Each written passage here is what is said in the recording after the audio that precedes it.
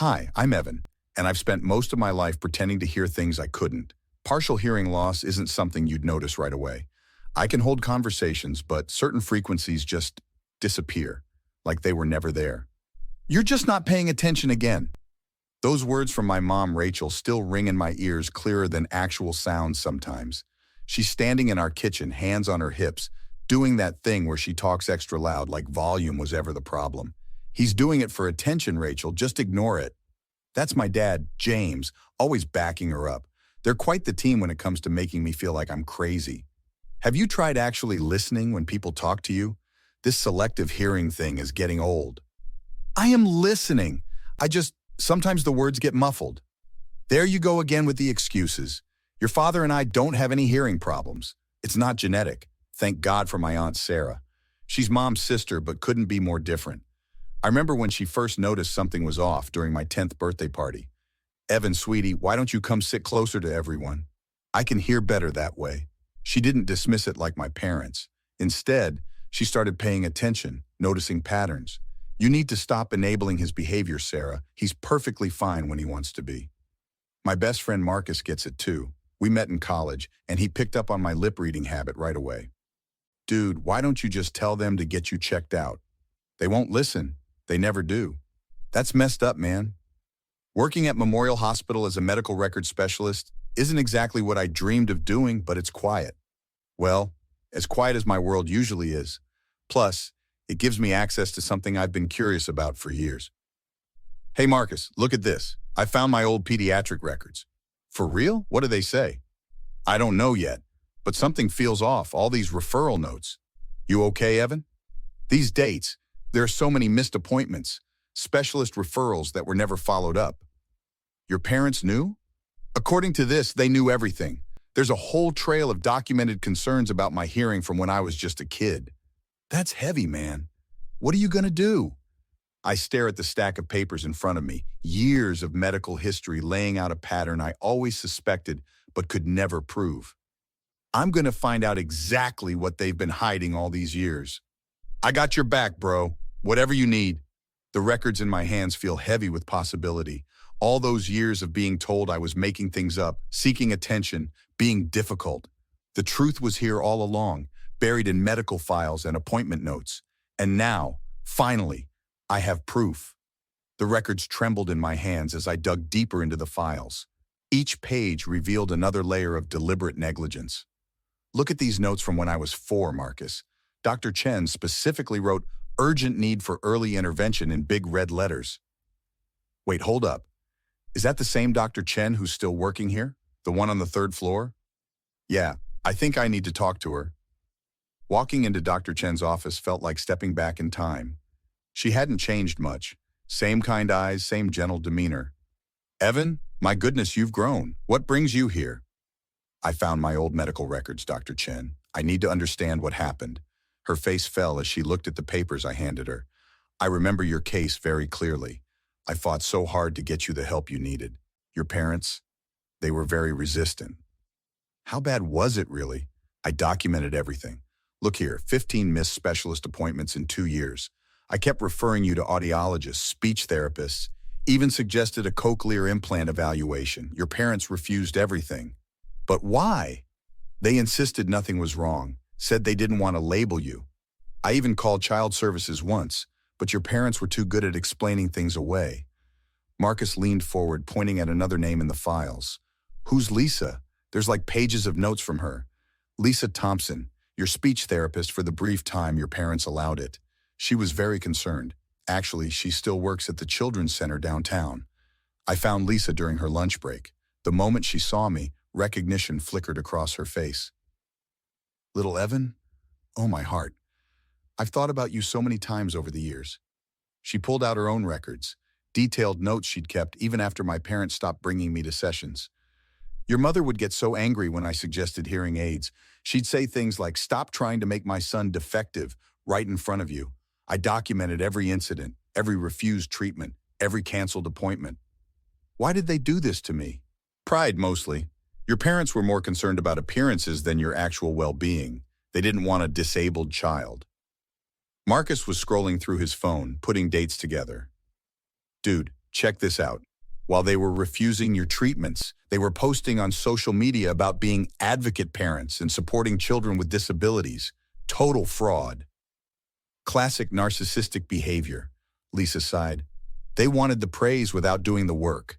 The evidence was mounting.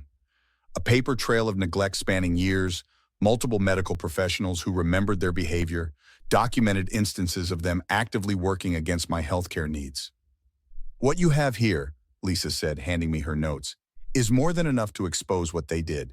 Question is, are you ready for what comes next? I clutched the growing stack of evidence, years of suppressed anger rising to the surface. More than ready. It's time they face the consequences.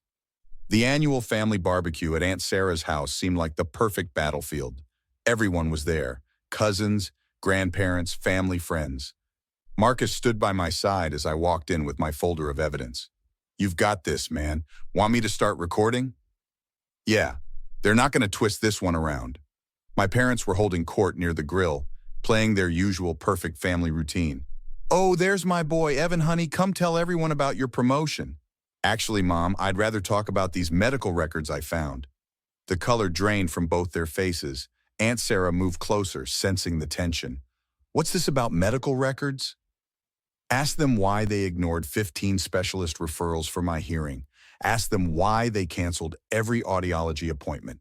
Evan, sweetie, you're confused. We did everything we could for you. Really, Rachel? Because Dr. Chen says different. In fact, Dr. Chen stepped out from behind Marcus, right on cue. My mother's wine glass almost slipped from her hand.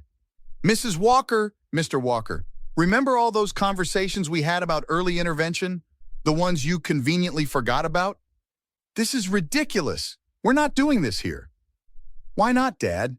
Scared everyone will find out how you and Mom blocked every treatment that could have helped me? Aunt Sarah grabbed the records, her eyes widening as she read. Rachel, what did you do? These notes.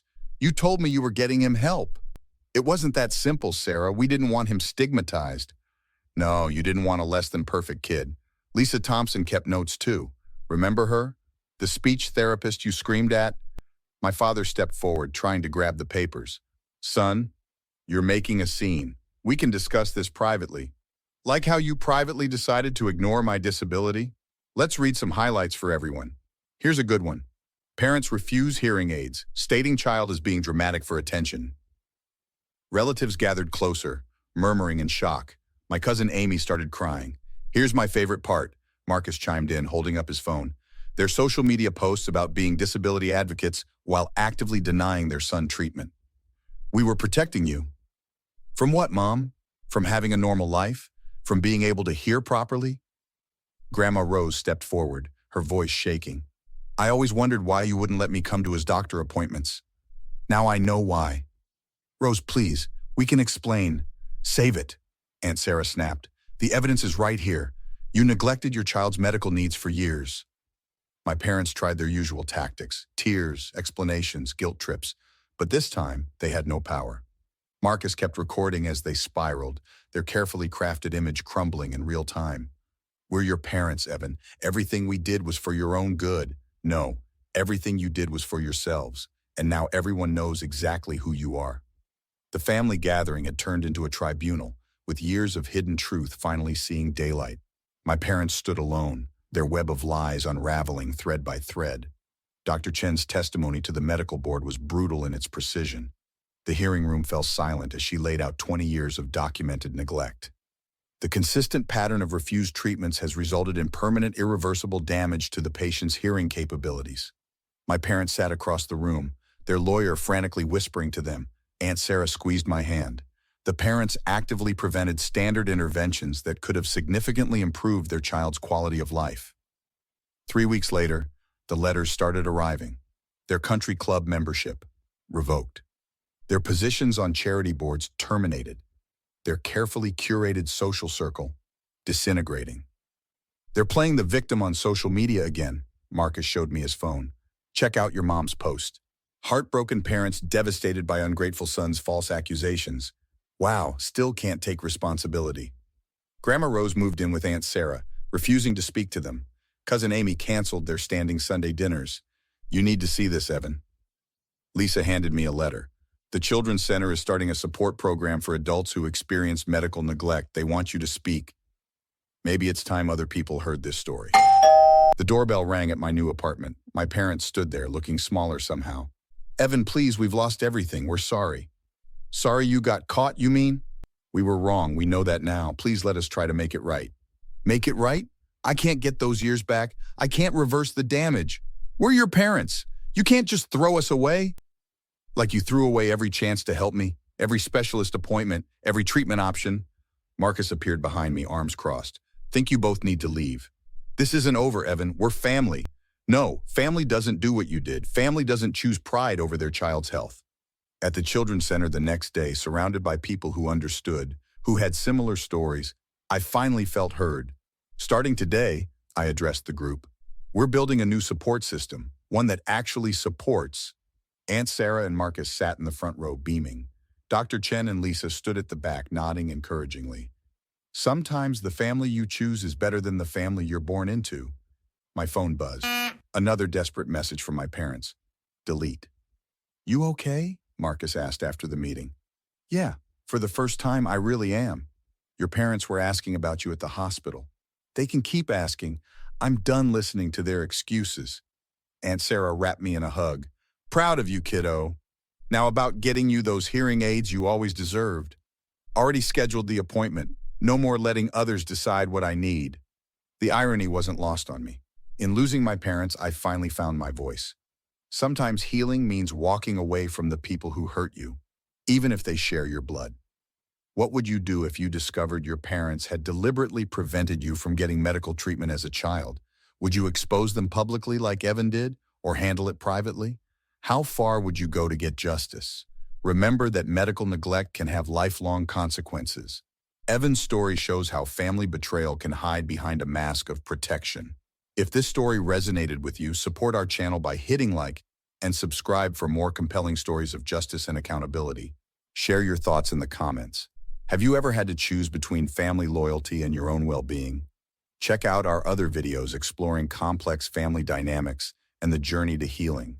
Together, we're building a community that understands sometimes the hardest choices lead to the greatest freedom. What's your take on Evan's decision to cut ties completely?